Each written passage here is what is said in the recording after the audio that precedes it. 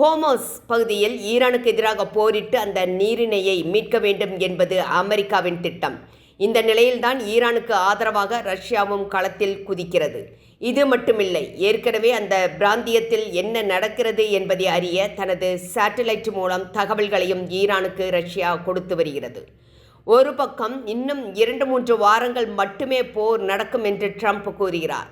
ஈரானின் முக்கிய தலைவர்கள் கொல்லப்பட்டதற்கு பதிலடியாக அமெரிக்காவின் முக்கிய தொழில்நுட்ப நிறுவனங்களான Google, Microsoft, Apple, Meta, chips மற்றும் ஏஐ நிறுவனங்களான நிவிடியா மற்றும் இன்டெல், கட்டமைப்பு மற்றும் கிளவுட் அமைப்புகளான Oracle, HP, IBM, Cisco, Dell, போக்குவரத்து மற்றும் எரிவாயு நிறுவனங்களான டெஸ்லா மற்றும் போயிங், ஐக்கிய அரபு எமிரேட்ஸின் ஏஐ நிறுவனமான G42 மற்றும் துபாயில் இருக்கும் ஸ்பயர் சொல்யூஷன்ஸ் ஆகியவற்றை தாக்குவோம் என்று ஈரான் எச்சரித்துள்ளது.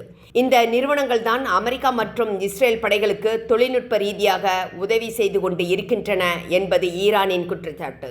அமெரிக்காவின் CIA, இஸ்ரேலின் மொசாத் 2 உளவு நிறுவனங்களுக்கும் இவைகள்தான் தொழில்நுட்ப ரீதியாக தகவல்களை வழங்குகிறார்கள். இதனால் ஈரானின் தலைவர்கள் கொல்லப்பட்டார்கள் என்று ஈரான் நம்புகிறது.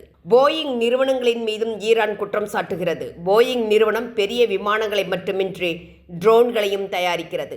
அமெரிக்காவுக்கு போயிங் மற்றும் ஜெனரல் எலக்ட்ரிக் இரண்டும் முக்கியமானவை. போயிங் என்பது உலகின் முன்னணி விமான உற்பத்தியாளர்களில் ஒன்று. இது பயணிகள் விமானம், சரக்கு விமானம் மற்றும் இராணுவ விமானங்கள், இராணுவ உபகரணங்கள், விண்வெளி தொழில்நுட்பங்கள் போன்ற பல துறைகளில் செயல்படுகிறது. போயிங் பல்வேறு வகையான பயணிகள் விமானங்களை உற்பத்தி செய்கிறது.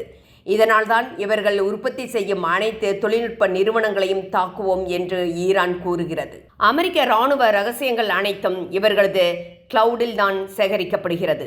வாடிக்கையாளர்களின் தகவல்களை சேகரிக்கிறோம் என்ற பெயரில் அமெரிக்கா ரகசியமாக எதிரி நாடுகளின் தரவுகளை கிளவுடில் இருந்து பெறுகிறது என்று ஈரான் கூறுகிறது.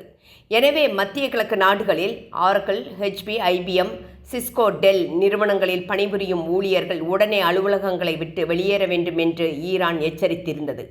மேலும் இதை சுற்றி இருக்கும் மக்களும் பாதுகாப்பான இடங்களுக்கு செல்ல வேண்டும். நாங்கள் இந்த நிறுவனங்களை தாக்கப் போகிறோம் என்ற அறிவிப்பை ஈரான் விடுத்திருந்தது. இந்த அறிவிப்பை அடுத்து பஹ்ரைனில் இருக்கும் அமேசான் கிளவுட் கம்ப்யூட்டிங் நிறுவனத்தின் மீது ஈரான் புதன்கிழமை தாக்குதல் நடத்தியிருந்தது என்பது குறிப்பிடத்தக்கது. இந்த நிலையில்தான் ஈரான் அதிபர் பெசஸ்கியான் தனது கடிதத்தில் என்ன கூறியிருக்கிறார் என்று பார்க்கலாம்.